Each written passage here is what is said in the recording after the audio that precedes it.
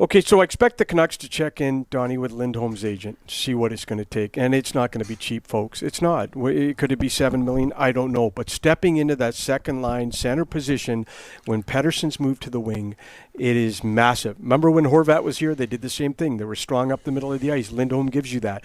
What's he going to ask for? But the Canucks are going to check in. But I've got Lindholm and Joshua 1-2. Joshua led the NHL in hits with 74 in the playoffs, 8 points. His stock did not go down, Donnie. It went up. He will not. It's going to cost over 3. But I'm telling you, with the playoff he just had, is he going to get? If he hits July 1st, Don, is he going to get closer to $4 million? I don't know. But I feel Joshua is something they're going to tackle with his agent, Rich Evans, and try and get that done. Then comes Zadorov and Myers. I believe Zadorov may have priced himself out of Vancouver. Milstein's in a good spot. Based on solid play. Absolutely, Don. And look at the city. The fans were loving him. I believe he might have priced himself. We'll see. Milstein hasn't had that conversation with the Canucks yet. He will do so very soon. And Milstein is looking for term, and he's going to get over $5 million. Some say 6. That might be too expensive. He's on the left side, not on the right side. The Canucks have their issues on the right side. You mentioned Dan Milstein. Yeah. Is he going to be on our show soon? I believe, Ryan? I woke up this morning, and the first text I got is from Milstein. Anyways, Milstein is planned... Later this week. Nah, he's planned for tomorrow, Don. I'm working on it. That would be later this week. Tomorrow, yeah. Yeah. No, later this week's Thursday, Friday. Tomorrow's Wednesday. Just go on. Okay, look, Myers, he wants to come back to the Canucks. He's got the offseason home in Kelowna. Can the Canucks get him in the $3 million range? Or he was so good in the playoffs, Donnie, can he get 4+ on the market? The Canucks can't lose Zadorov and Myers. You keep talking about this, the size of the defense. Tocchet keeps talking about and it. Vancouver's blue line. Boy, were they physical. And they wore teams down. You can't lose both of these guys because of the physicality factor. I do see the Canucks going after Teddy Bluger. That is one I was told this morning. Don't discount Teddy Bluger. Now, I'm going to throw in a UFA.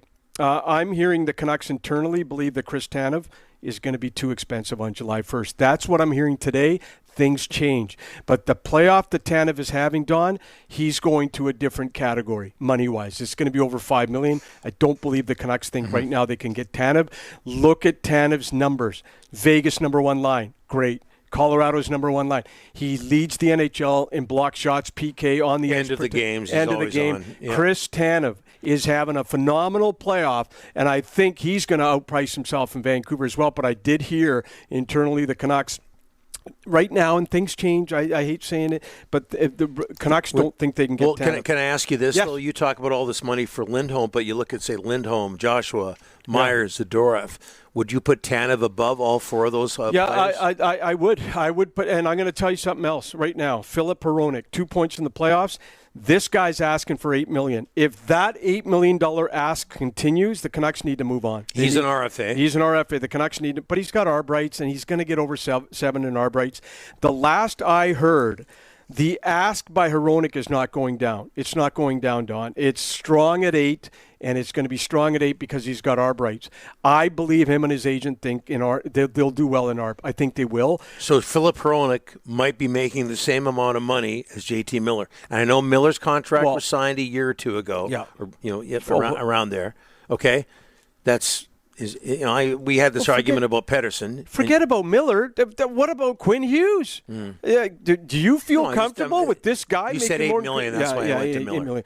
And he's had a horrible second half, but he had a great, sensational first half. So and he's Hughes' partner. And he's a right shot defenseman, top pair guy. He's got a lot going for him. But boy, I can't find anyone in hockey that thinks that guy's worth $8 million. But here's what agents do, Don. They ask, they don't always get. Sometimes they do. And the other RFA, Archer Shilovs. Oh, hell, he's going to get a raise. Yeah, that's it?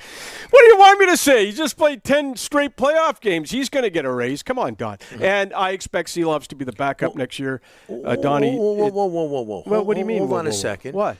Delaney's OK Taryn Langley inbox. No shortage of people saying, Shilovs, backup. I'm paraphrasing here. What about trading Demko? Why?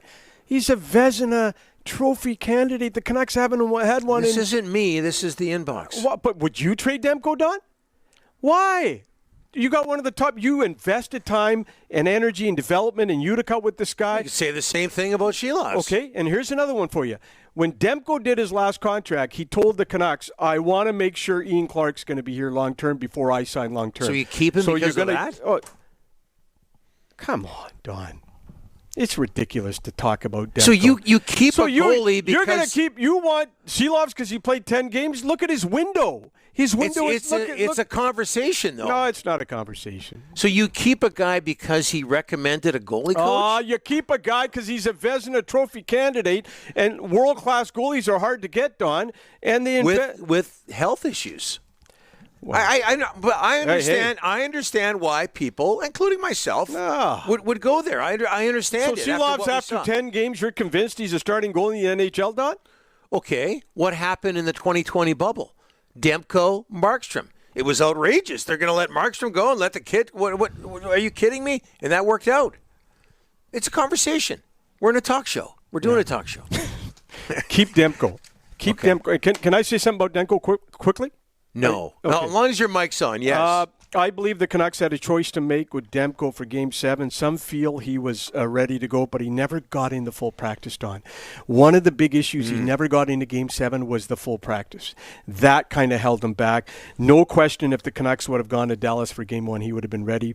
But boy, oh boy, there was some thinking going on when it came to Demko. He's almost 100%.